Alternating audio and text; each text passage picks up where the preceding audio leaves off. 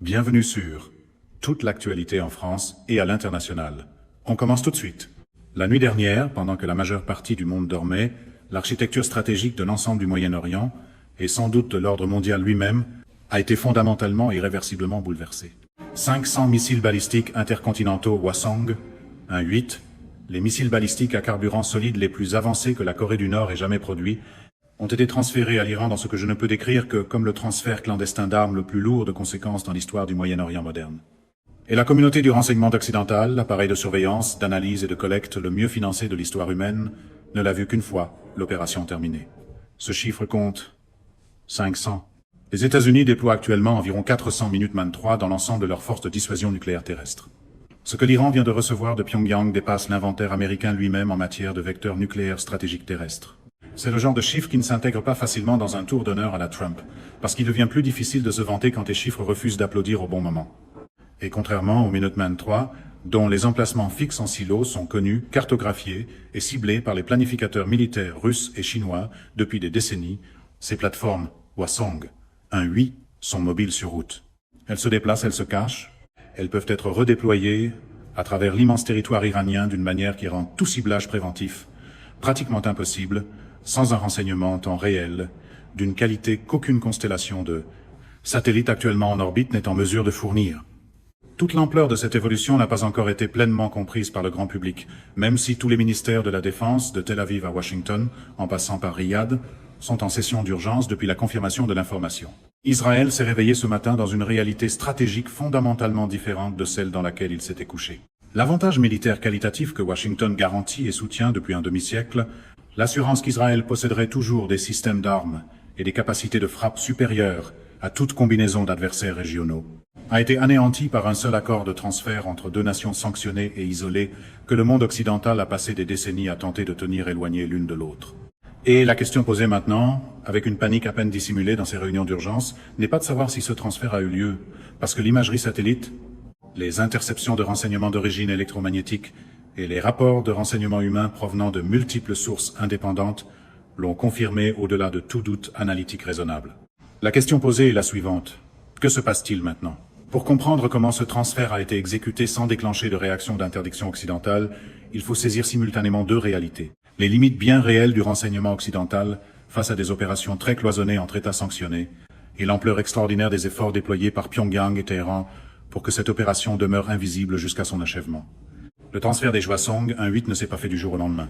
Il est l'aboutissement d'une relation entre la Corée du Nord et l'Iran qui s'est approfondie de manière constante au cours de la dernière décennie, qui s'est accélérée fortement après l'effondrement de l'accord nucléaire JCPOA en 2018 et qui a atteint un nouveau niveau d'intimité opérationnelle après le succès démontré des transferts d'obus d'artillerie nord-coréens aux forces russes en Ukraine. Ce transfert vers l'Ukraine était censé la comprendre, parce qu'il a donné à Pyongyang deux choses, de l'argent comptant et de la confiance. Il a démontré que des opérations clandestines de logistique d'armement à grande échelle pouvaient être exécutées avec succès sous le poids complet de la surveillance occidentale, et la leçon n'a échappé ni à Pyongyang, ni à Téhéran. Pour le camp pro-Trump, qui traite chaque accord effondré comme un coup de génie, c'est le moment embarrassant où la facture du maximum de pression arrive sans le communiqué flatteur. L'architecture logistique du transfert de missiles balistiques intercontinentaux a exploité trois vulnérabilités simultanées dans la couverture du renseignement occidental. La première était géographique. L'itinéraire principal du transfert passait par voie terrestre à travers le territoire chinois, les autorités chinoises étant soit non informées, soit délibérément peu enclines à enquêter, puis par l'Asie centrale, et ensuite par une combinaison d'accès contrôlé par l'Iran et d'autorisation de transit russe jusque dans le nord-ouest de l'Iran. Cet itinéraire a été choisi avec une intelligence stratégique remarquable, parce qu'il évitait tous les goulets d'étranglement maritime où des moyens d'interdiction navale américains sont positionnés. Il évitait aussi tous les corridors aériens couverts par les plateformes de surveillance américaines. Il traversait précisément la zone de chevauchement entre les priorités de collecte du renseignement américain, une zone qui existe parce que aucun décideur américain ne voulait officiellement mobiliser des moyens de collecte contre le territoire chinois au niveau nécessaire pour surveiller une opération logistique terrestre de ce type. Et cela révèle quelque chose de profondément important sur les faiblesses structurelles du renseignement américain. Ce n'est pas que la capacité n'existe pas. C'est que la volonté politique de déployer cette capacité contre certaines cibles n'existe pas, et les adversaires qui le comprennent l'exploitent sans pitié. La deuxième vulnérabilité concernait le facteur temps. Et c'est là que la sophistication opérationnelle du transfert devient réellement impressionnante sur le plan de la logistique militaire. Le transfert a été exécuté en plusieurs phases sur une période de 14 mois, avec des envois individuels délibérément calibrés en dessous du seuil susceptible de déclencher des réactions d'escalade automatique de la part des analystes du renseignement américain. Aucun envoi pris isolément n'était assez important pour provoquer l'alarme qu'aurait déclenché le volume total transféré s'il avait été déplacé d'un seul coup. Au moment où la fusion analytique des multiples rapports d'expédition a permis de reconstituer l'image complète de la quantité totale transférée, l'opération était déjà terminée. Les missiles se trouvaient déjà à l'intérieur d'installations iraniennes durcies, dispersées sur plusieurs sites, et de fait à l'abri de toute action militaire conventionnelle, sauf une campagne de bombardement massive et prolongée d'une ampleur et d'une durée comportant un risque catastrophique d'escalade. La troisième vulnérabilité était la tromperie. Cela compte, parce que cela révèle un niveau de sécurité opérationnelle que les analystes occidentaux sous-estiment de façon constante lorsqu'ils évaluent les capacités iraniennes et nord-coréennes. Pendant toute la fenêtre de transfert de 14 mois, les équipes techniques nord-coréennes et iraniennes ont délibérément maintenu des schémas d'activité normaux dans chaque site connu de production et de stockage de missiles. Les images satellites des installations établies ne montraient rien d'inhabituel. Le transfert réel a été effectué à partir d'installations secondaires dont l'existence était soit inconnue du renseignement occidental, soit masquée par des opérations délibérées de tromperie électronique. Cela signifie que la communauté du renseignement occidental surveillait les mauvaises installations, tirait de mauvaises conclusions à partir des images qu'elle collectait, et que le transfert réel se déroulait dans des endroits qu'elle ne connaissait pas ou qu'elle ne surveillait pas avec une attention suffisante. Il s'avère que la réalité, contrairement à un rassemblement électoral, ne s'arrête pas pour qu'on puisse répéter le slogan plus fort. Le résultat, c'est que le transfert d'armes le plus lourd de conséquences dans l'histoire du Moyen-Orient moderne a été mené à terme sans la moindre tentative d'interdiction. Le système d'armes lui-même est au cœur de la question, parce que c'est lui qui permet de comprendre pourquoi ce transfert modifie en même temps tous les calculs stratégiques. Les précédents missiles balistiques intercontinentaux nord-coréens, et par extension les systèmes balistiques iraniens de longue portée dérivés d'anciens transferts de technologie nord-coréenne, utilisaient une propulsion à carburant liquide. Les systèmes à carburant liquide sont importants sur le plan opérationnel, mais ils présentent une limite tactique critique qui est au cœur de la doctrine de frappe préventive américaine et israélienne depuis des décennies. Un missile à carburant liquide exige une séquence de ravitaillement avant le lancement qui prend des heures et génère des signatures thermiques et chimiques observables que les satellites de renseignement et les capteurs au sol peuvent détecter.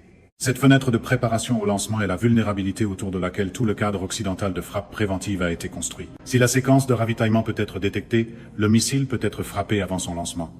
Le Hwasong 1-8 élimine entièrement cette vulnérabilité, et c'est précisément pour cela qu'il compte. Il utilise un système de propulsion à 3 étages à carburant solide. L'architecture de propulsion à carburant solide la plus avancée que la Corée du Nord ait jamais produite. Un missile à carburant solide ne nécessite aucune séquence de ravitaillement. Le propergol est déjà chargé et stocké à l'intérieur du corps du missile. Un lanceur mobile sur route Hwasong 1-8 peut recevoir un ordre de lancement, redresser son missile et procéder au tir en quelques minutes, en ne générant une signature thermique que dans les secondes précédant l'allumage, ce qui est bien trop bref pour permettre une réponse préventive, peu importe le degré de sophistication du réseau de surveillance. Ce n'est pas une amélioration marginale de la survivabilité, c'est une transformation catégorique de l'environnement de menace. Face à un système à carburant liquide, la frappe préventive demeure une option viable, même si elle est difficile et risquée. Face à un système mobile sur route à carburant solide dispersé sur l'immense territoire iranien, la frappe préventive n'est plus une option viable.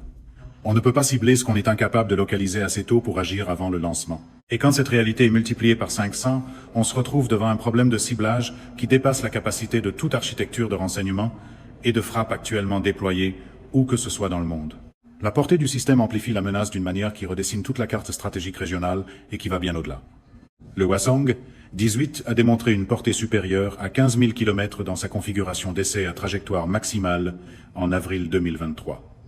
En termes concrets, cela signifie que depuis des positions de lancement situées n'importe où sur le territoire iranien, cette arme peut atteindre Tel Aviv, toutes les bases américaines du Moyen-Orient et d'Asie centrale, toutes les capitales européennes de l'OTAN et, avec un positionnement optimal, des cibles situées à l'intérieur même du territoire continental des États-Unis. Ce point ne peut pas être sous-estimé. L'Iran n'avait encore jamais possédé un vecteur doté d'une portée intercontinentale.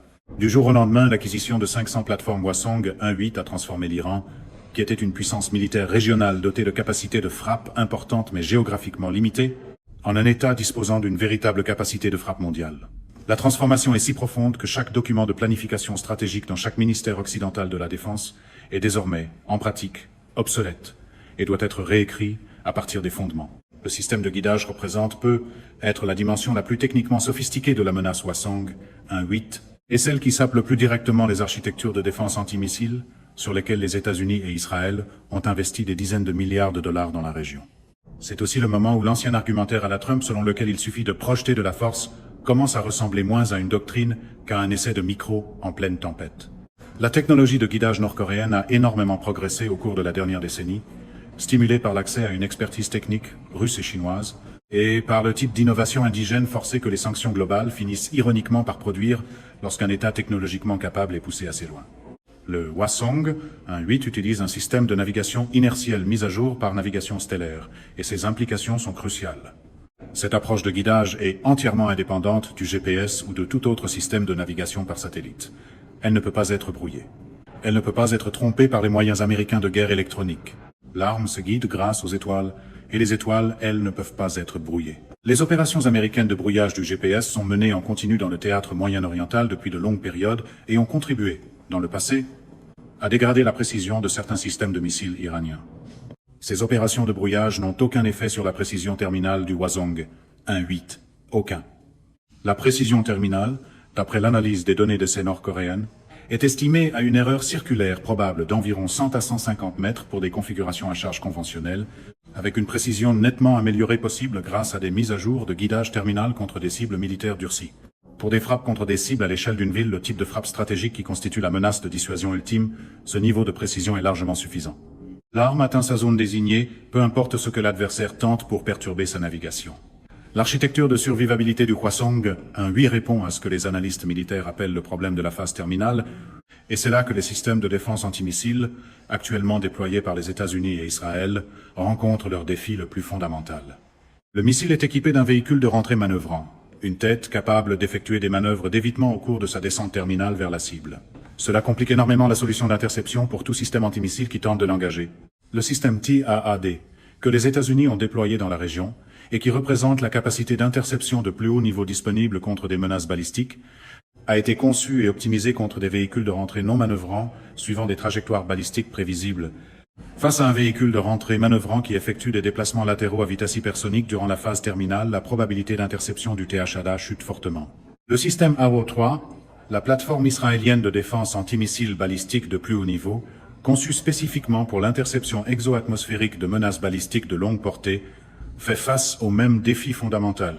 Ces algorithmes d'interception ont été développés contre des profils de trajectoire que le véhicule de rentrée manœuvrant du Hwasong 1.8 ne suit tout simplement pas.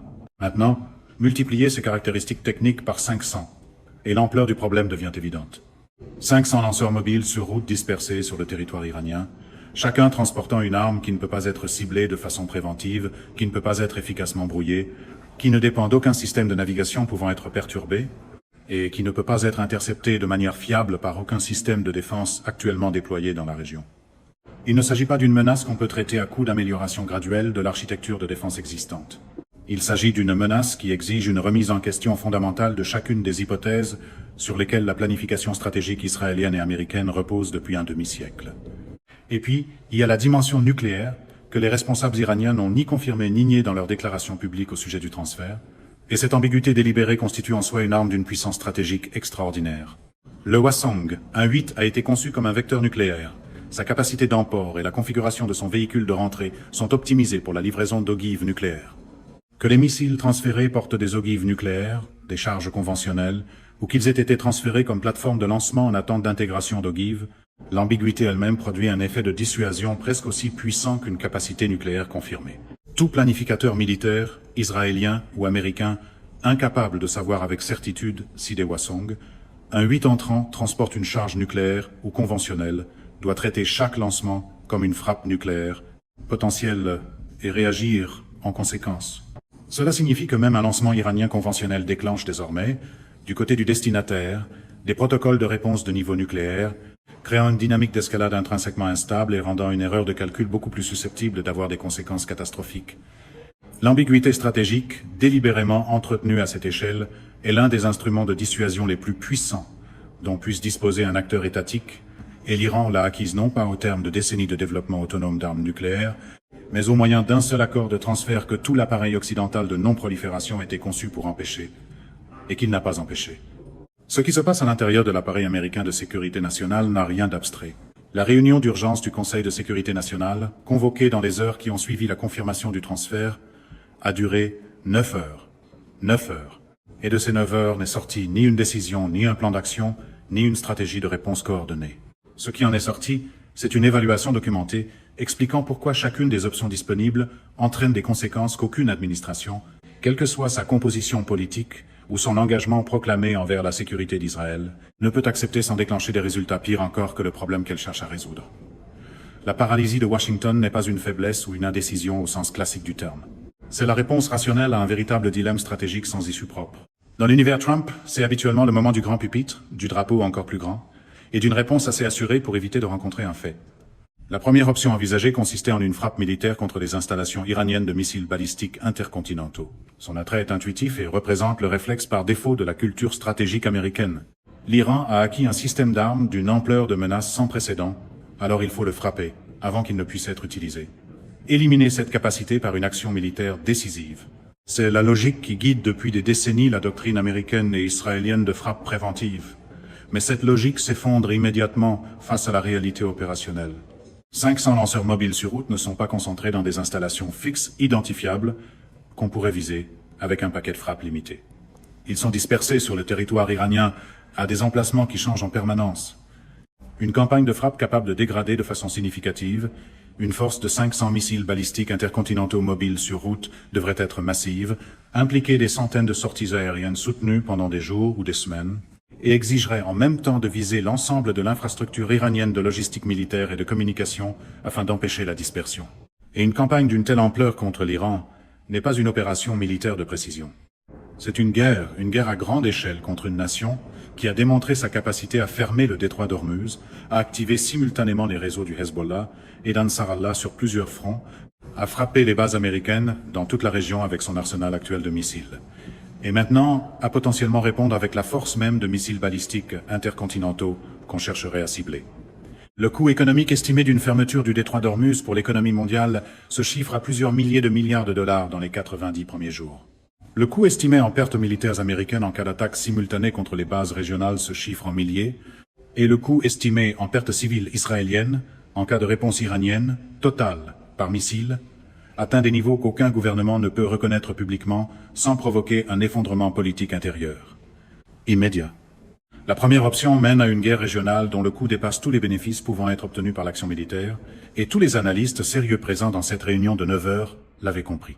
La deuxième option envisagée était l'action clandestine, le sabotage, les cyberopérations, l'élimination ciblée du personnel technique nécessaire à l'exploitation des missiles transférés.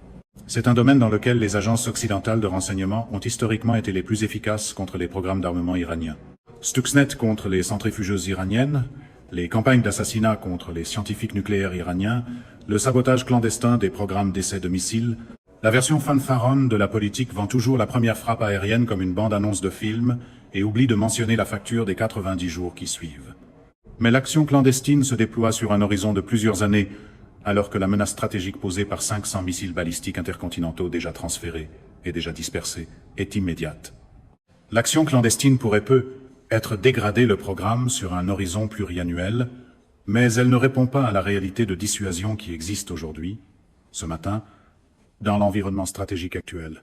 On ne peut pas saboter clandestinement 500 missiles déjà placés dans des installations durcies à travers un pays de 1,7 million de kilomètres carrés.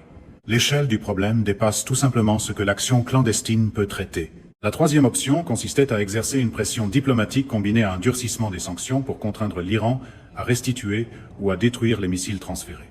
Cette option échoue au premier contact avec la logique stratégique iranienne, et franchement, quiconque l'a proposé sérieusement dans cette réunion devrait démissionner immédiatement de la fonction publique.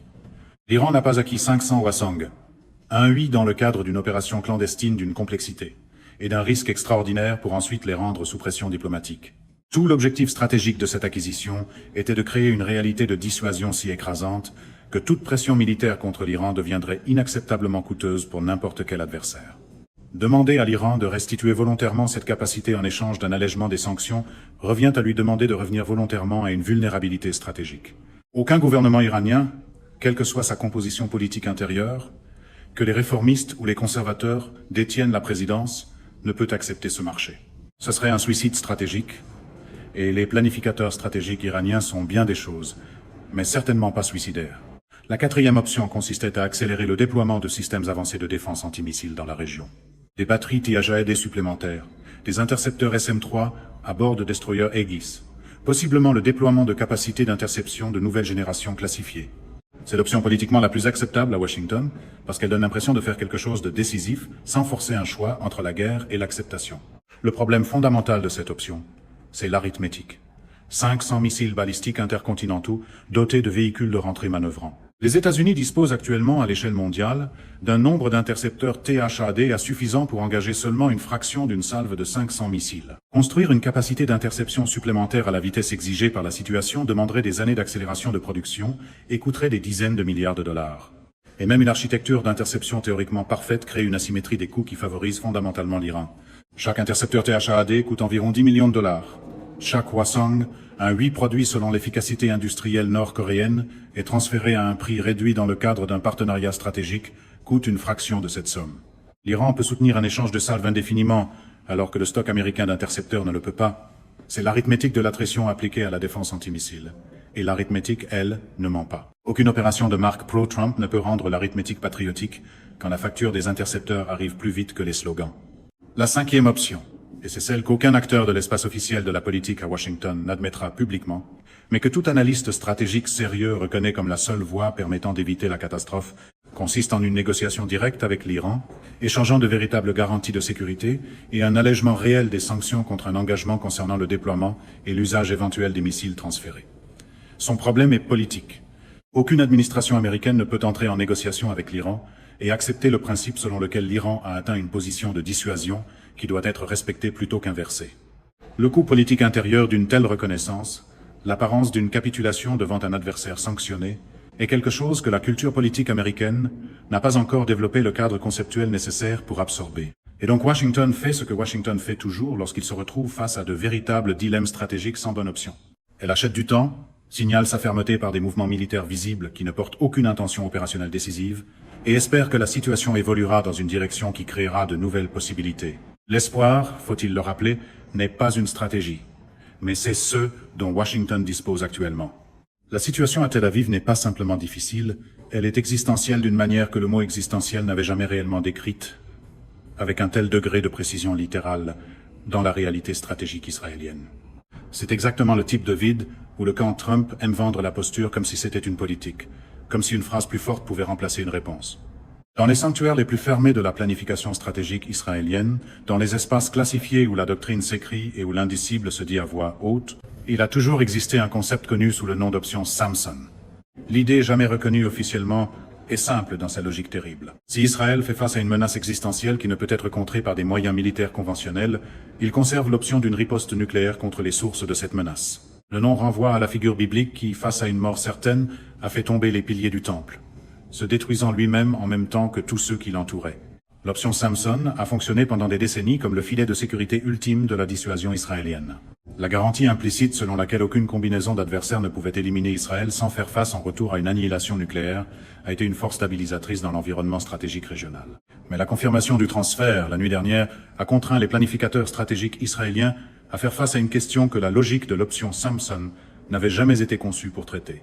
Que fait-on quand l'adversaire atteint une position de dissuasion qui rend même la menace d'une riposte nucléaire insuffisante pour prévenir une pression existentielle? Si l'Iran peut absorber une frappe nucléaire israélienne et tout de même infliger ensuite une réponse nucléaire ou quasi-nucléaire dévastatrice au territoire israélien, toute la logique de dissuasion de l'option Samson s'effondre dans la destruction mutuelle assurée, et la destruction mutuelle assurée ne dissuade pas une partie qui a décidé que le coût de la confrontation est acceptable. Israël a passé toute son histoire moderne en tant qu'unique puissance nucléaire de la région. Les avantages de dissuasion liés à ce monopole sont désormais remis en cause d'une manière sans précédent dans l'expérience stratégique israélienne. La réponse opérationnelle immédiate d'Israël a été l'activation des plus hauts niveaux d'alerte dans toutes les branches militaires à la fois. Les batteries Arrow 3 ont été placées en état de préparation permanente à l'engagement. Les systèmes THAAD fournis par les États-Unis ont été repositionnés afin d'optimiser la couverture contre des profils de trajectoire compatibles avec des lancements iraniens de missiles balistiques intercontinentaux. Les installations souterraines de commandement ont été pleinement activées avec un personnel en présence continue. La force sous-marine nucléaire, capacité israélienne de seconde frappe et ultime garante de l'option Samson, a été dispersée vers des positions de patrouille à travers la Méditerranée et la mer Rouge. Ces mesures représentent un état de préparation opérationnelle maximale, mais elles ne constituent pas une solution. Elles représentent la posture d'un État qui comprend qu'il fait face à un défi stratégique existentiel et qu'il n'a aucune réponse immédiate à y apporter. La dimension politique à l'intérieur d'Israël est en train de s'embraser en temps réel. La coalition au pouvoir, déjà soumise à une pression extrême en raison des coûts soutenus de multiples campagnes militaires simultanées, se fracture selon des lignes que la confirmation du transfert a mises à nu et élargies. Les conséquences économiques sont déjà visibles. La bourse de Tel Aviv a ouvert en nette baisse. Le shekel a chuté face au dollar à un rythme qu'on n'avait pas vu depuis la guerre du Liban de 2006. Les demandes d'investissement étrangers ont été suspendues dans plusieurs secteurs. L'industrie touristique, déjà dévastée par le conflit prolongé, a pratiquement cessé de fonctionner. Des examens par les agences de notation ont été lancés. Le moteur économique qui finance la capacité de défense d'Israël subit une pression simultanée, à la fois de la crise militaire et de l'évaluation froide du risque stratégique par les marchés financiers. Mais la crise immédiate n'est qu'une couche de l'histoire. L'enjeu plus vaste, c'est ce que ce transfert signifie pour l'architecture de l'ordre mondial, parce que ses conséquences dépassent de loin le Moyen-Orient et la confrontation entre Israël et l'Iran. L'ordre nucléaire de l'après-guerre froide reposait sur un cadre précis. Un petit nombre d'États nucléaires reconnus liés par le traité sur la non-prolifération, opérant à l'intérieur d'une architecture de dissuasion gérée par les États-Unis et la Russie comme principaux garants. Tous les efforts de la politique étrangère américaine pendant 30 ans visaient à maintenir ce cadre, à empêcher d'autres États d'acquérir des armes nucléaires ou des vecteurs de livraison qui compliqueraient cette architecture de dissuasion encadrée. Le transfert de missiles balistiques intercontinentaux entre l'Iran et la Corée du Nord représente la rupture unique la plus lourde de conséquences de ce cadre dans toute l'ère de l'après-guerre froide. Pas nécessairement parce que l'Iran a acquis des ogives nucléaires, cette question demeure délibérément ambiguë, mais parce qu'un État non parti au traité sur la non-prolifération a transféré 500 vecteurs de missiles balistiques intercontinentaux à un autre État, au mépris ouvert de toutes les sanctions, de tous les mécanismes de contrôle des armements et de tous les instruments de pression diplomatique que les États-Unis et leurs alliés pouvaient mobiliser, et que cela a réussi. Le transfert a eu lieu. Les missiles sont en Iran. Rien de ce que Washington ou Tel Aviv feront maintenant ne peut effacer ce fait. Le message que transmet ce succès à l'échelle mondiale est en train d'être analysé simultanément par tous les gouvernements préoccupés par la prolifération. Le cadre de non-prolifération dirigé par les États-Unis, l'architecture des sanctions, des contrôles à l'exportation, des opérations de renseignement et de la pression diplomatique conçues précisément pour empêcher ce type de transfert a été visiblement battu. Pas contesté, pas testé, mais battu. Chaque État qui pesait les coûts et les bénéfices d'une poursuite de capacités militaires avancées en défiant la pression américaine est en train de revoir son évaluation. C'est le moment où l'ancien scénario du « l'Amérique contrôle toujours l'échiquier » se désagrège et laisse les narrateurs habituels à la Trump improviser avec colère sur des pages manquantes. Le transfert entre la Corée du Nord et l'Iran démontre que le côté des coûts de cette équation, les sanctions, l'isolement, la pression diplomatique, peut être absorbé puis converti en avantage stratégique, et que le côté des bénéfices, une position de dissuasion qui rend l'action militaire américaine prohibitive en termes de coûts, est réellement atteignable. C'est cette logique de cascade de prolifération que les décideurs américains redoutent depuis des décennies, et la nuit dernière, elle est devenue une réalité opérationnelle. La Russie observe cette évolution avec une satisfaction qu'elle ne cherche pas particulièrement à cacher. L'érosion de la crédibilité stratégique américaine au Moyen-Orient, aggravée maintenant par l'échec visible du cadre de non-prolifération, génère un soulagement de pression dans tous les théâtres où la Russie fait face à l'opposition américaine. Chaque point de pourcentage de la tension stratégique américaine absorbée par cette crise moyen-orientale de missiles balistiques intercontinentaux est un point de pourcentage non consacré à l'Ukraine, non consacré au flanc oriental de l'OTAN, non consacré à la posture de dissuasion dans le Pacifique. La lecture de la Chine est plus complexe et davantage tournée vers l'avenir. Pékin s'est constamment opposé dans ses déclarations publiques à l'acquisition d'armes nucléaires par l'Iran, non par alignement idéologique avec le cadre du traité sur la non-prolifération, mais par reconnaissance pragmatique du fait qu'un Iran doté de l'arme nucléaire créerait de l'imprévisibilité dans une région cruciale pour l'énergie, où la Chine possède d'énormes intérêts économiques. Mais le transfert se situe dans une zone ambiguë que Pékin peut gérer diplomatiquement tout en prenant note du précédent que cela établit quant à l'efficacité de la pression américaine. Plus important encore, la Chine observe la réponse américaine à cette crise comme un exercice d'étalonnage pour ses propres calculs concernant Taïwan. Si Washington démontre qu'elle ne peut pas ou ne veut pas entreprendre une action militaire décisive même face au transfert de 500 missiles balistiques intercontinentaux à un État adversaire, qu'est-ce que cela implique quant à la volonté américaine d'entreprendre une action militaire au sujet de Taïwan, un conflit qui comporte un potentiel encore plus grand de confrontation directe entre grandes puissances? Les analystes chinois à Pékin tirent des conclusions de la réponse de Washington en ce moment même, aujourd'hui, et ces conclusions